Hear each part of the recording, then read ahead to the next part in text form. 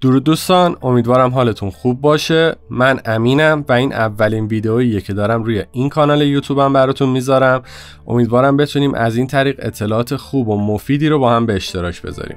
فقط قبل از شروع لطفاً این ویدئو رو لایک کنید که از این طریق هم به من هم به کانالمون خیلی کمک میکنید. اگر هنوز عضو کانال نشدید حتما سابسکرایب کنید، زنگوله کنارش هم بزنید که ویدئوهای جدید رو از دست ندید. اگر هم دوست داشتید میتونید منو توی اینستاگرام فالو کنید، amin.alpine.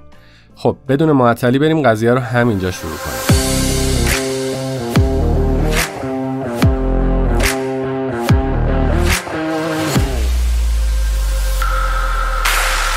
اگه بخوام خیلی کوتاه خودم رو معرفی کنم باید بگم که من امینم، 34 سالمه و در حال حاضر تهران زندگی میکنم، غرب تهران.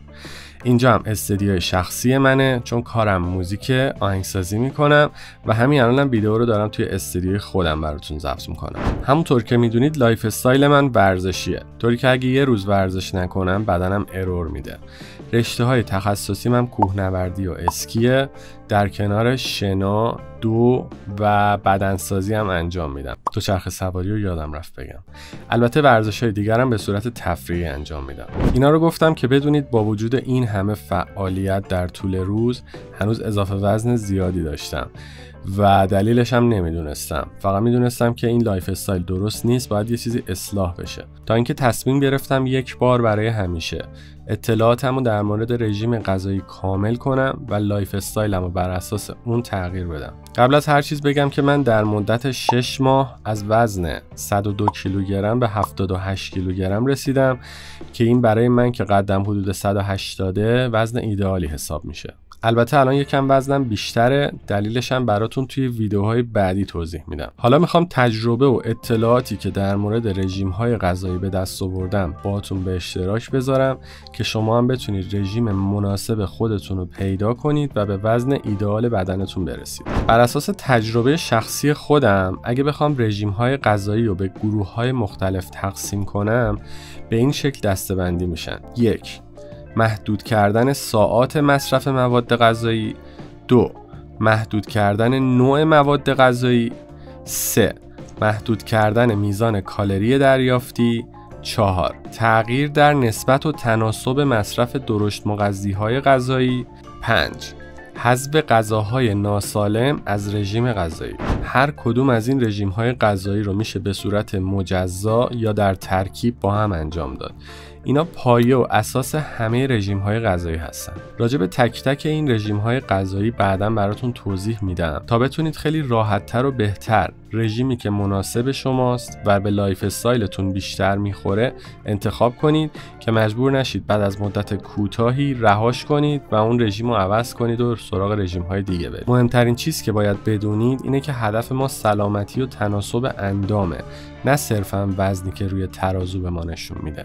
بنابراین ما در طول ماه بیشتر از 3 تا 4 کیلو وزن کم نمی کنیم. البته یکم کمتر و بیشترش بستگی به شرایط مختلف شما داره. حالا چرا؟ به خاطر اینکه اگه از این محدود خارج شیم قطعاً عضله میسوزونیم و به احتمال زیاد ویتامین ها و املاح مورد نیاز بدنمون بهمون نمیرسه و این خیلی بده. در واقع وقتی کالری دریافتیمونو بیشتر از 25% متابولیسم پایه کاهش میدیم، املاح و ویتامین های مورد نیاز بدنمون به همون نسبت کاهش پیدا میکنه که این باعث یه سری مشکلات برای بدنمون میشه که بعداً براتون کامل توضیح میدم. بهترین حالت اینه که طوری وزن کم کنیم که چربی بسوزونیم و عضله از دست ندیم و بتونیم املاح و ویتامین های مورد نیاز بدنمون رو به همون نسبت قبل به بدنمون برسونیم. راستی گفتم کالری واحد اندازه‌گیری انرژی مواد غذاییه که با حرف C کوچیک نشونش میدیم.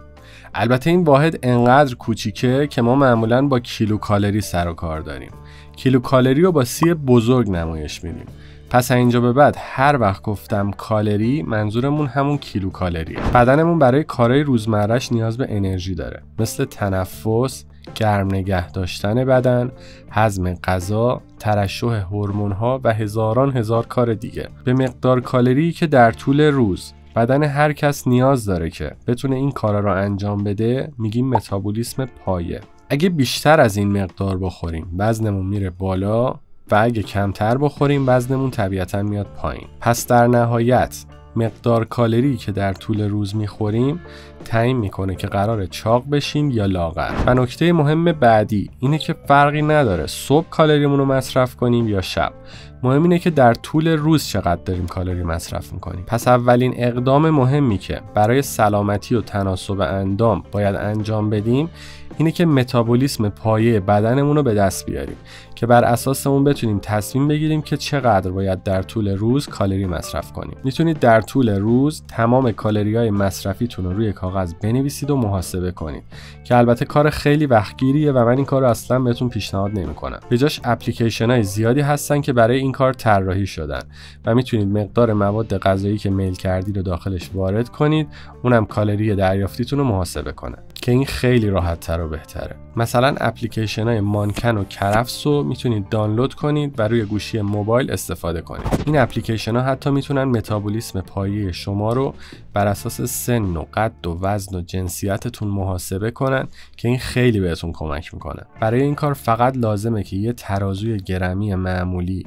برای آشپزخونه تهیه کنید، وزن مواد غذایی که میل میکنید و با اون محاسبه کنید و داخل این برنامه‌ها وارد کنید. مطمئن باشید بعد یه مدت کوتاه مثل من میتونید به صورت چشمی وزن و میزان کالری مواد غذایی رو محاسبه کنید و توی ذهنتون داشته باشید و شاید حتی دیگه نیاز به وارد کردن داخل اپلیکیشن یا روی کاغذ هم نباشه. اما برای شروع فعلا بهتره همون کاری که بهتون گفتم رو انجام بدید. بازم تاکید میکنم برای رژیم کاهش وزن بهتره بیشتر از 25% متابولیسم پایه‌تون کالری منفی ایجاد نکنید. مثلا برای کسی که متابولیسم پایش 2000 کالریه یا همون کیلوکالری، بیشتر از 500 کالری منفی در طول روز توصیه نمیشه.